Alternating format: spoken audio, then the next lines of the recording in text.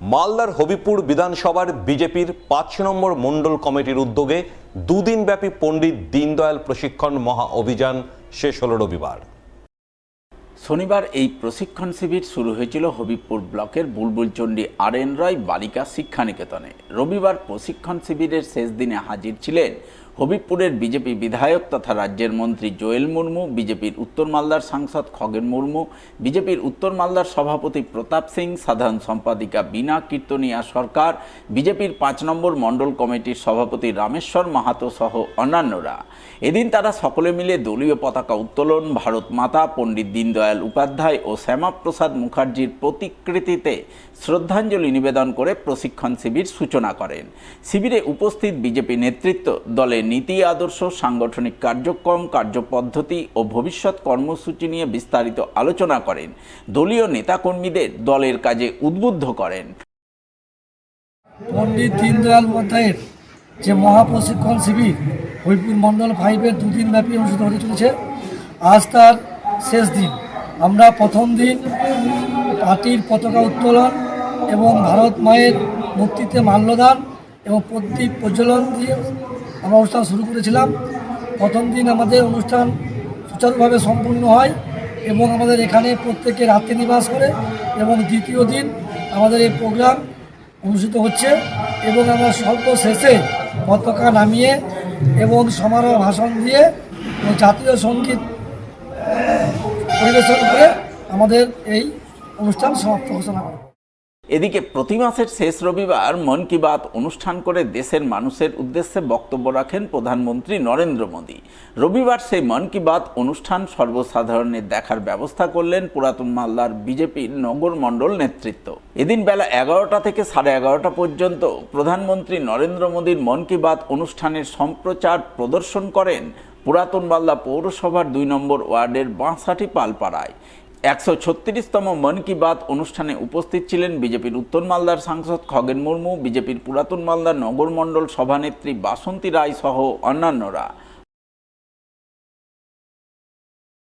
আজ আমরা সবাই এখানে উপস্থিত হয়েছি। আমাদের মাঝে এই সমস্ত এখানকার যারা আমাদের নগর মণ্ডল এলাকা অর্থাৎ ওল্ড মালদা পৌরসভার সমস্ত মানুষ, আজ আমাদের দেশের প্রধানমন্ত্রী নরেন্দ্র মোদীজির 136তম মন কি বাত এই অনুষ্ঠান সবাই এখানে শ্রবণ করলেন এবং সবাই আমরা এখানে আমরা দেখলাম।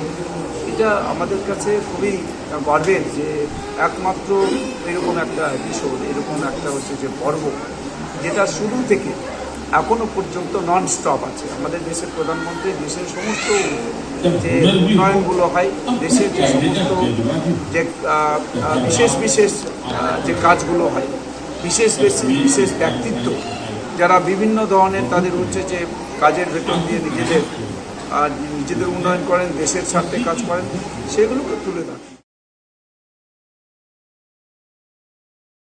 সিপিআইএমএল রেড স্টারের দুদিনব্যাপী 5ম রাজ্য সম্মেলন হয়ে গেল মালদার গাজলে। রাজ্য সম্মেলনে কেন্দ্র এবং রাজ্যের বিভিন্ন নীতির বিরুদ্ধে আগামী দিনে জোরদার আন্দোলন গড়ে তোলার সিদ্ধান্ত গ্রহণ করলেন উপস্থিত সংগঠন নেতৃত্ব। শনিবার গাজলের এক বেসরকারি লজে সিপিআইএমএল রেড স্টারের দুদিনব্যাপী রাজ্য সম্মেলন শুরু হয়, যার শেষ দিন ছিল রবিবার। শেষ দিনে হাজির ছিলেন সংগঠনের পলিট ব্যুরোর সদস্য শঙ্কর দাস, জেলা সম্পাদক চন্দ্রকান্ত দাস সহ অন্যান্যরা। তারা সকলে মিলে প্রথমে সাংগঠনিক নানান বিষয় নিয়ে আলাপ আলোচনা করেন। আলোচনার পর কেন্দ্রের বিজেপি সরকারের বিরুদ্ধে এক দেশ এক নেতা নীতি চাপিয়ে দিয়ে ফ্যাসিবাদী শাসন ব্যবস্থা কায়েম করার চেষ্টার অভিযোগ তুলে সুর চড়ান এবং এর বিরুদ্ধে আগামী দিনে জোরদার আন্দোলন গড়ে তোলার হুঁশিয়ারি দেন উপস্থিত সংগঠন নেতৃত্ব। আমরা সিপিআইএমএল রেড স্টারের পক্ষ থেকে আমরা এটা বেশ কিছুদিন ধরেই বলছি যে ভারতবর্ষে এই মুহূর্তে একটা ফ্যাসিবাদী শাসন চলছে। বিজেপি এবং আরএসএস তাদেরকে আমরা ফ্যাসিবাদী সংগঠন বলে মনে করি, এবং তারা যে শাসনটা চালাচ্ছে সেটা আসলে এককেন্দ্রিক একটা ভারতবর্ষ, এক দলীয় একটা ভারতবর্ষ, এক ধর্ম, এক দেশ, এক নেতা, এক ধরনের নির্বাচন, একটি নির্বাচন, এর মধ্যে দিয়ে তারা এরকম একটা ভারতবর্ষ। আমরা বলছি যে ভারতবর্ষ বৈচিত্র্যের দেশ। আমরা বলছি ভারতবর্ষের নানান মত, নানান পথ, নানান দল, নানান ভাষা, নানান জাতি, নানান ধর্মের মানুষ তারা আছে এবং এটাই হচ্ছে ভারতবর্ষ। এইটাকে রক্ষা করার জন্যই আমাদের কিন্তু লড়াই। এই বৈচিত্র্যময় ভারতবর্ষকে রক্ষা করাটাই হচ্ছে আমাদের লড়াই। আর বিজেপির বিরুদ্ধে স্বাভাবিকভাবে এই লড়াইটা আমরা খুব কেন্দ্রীভূত করতে চাইছি। আজকে পশ্চিমবঙ্গেও এই লড়াইটা চলছে, সারা ভারতেও চলছে। কালকে ছাত্রদের লড়াই একটা খুব গুরুত্বপূর্ণ অ্যাচিভমেন্ট করেছে এবং ধর্মেন্দ্র প্রধানকে ইস্তফা দিতে হয়েছে। এটা খুব একটা বড় জয়, আন্দোলনের একটা বড় জয় বলে আমরা মনে করছি। ফলত আগামী দিনে এই লড়াই আরো অনেক বেশি তীব্র হবে। সমাজের অন্যান্য বহু অংশের মানুষ যারা কখনো সেই হিসেবে লড়াই করেনি, রাজনীতি করেনি, বা তারা কখনো ভাবেও নি যে তাদেরকে হয়তো তাদের রাস্তায় নামতে হবে, মিছিল করতে হবে, পুলিশের সামনে দাঁড়াতে হবে, তারাও আজকে রাস্তায় নামছে।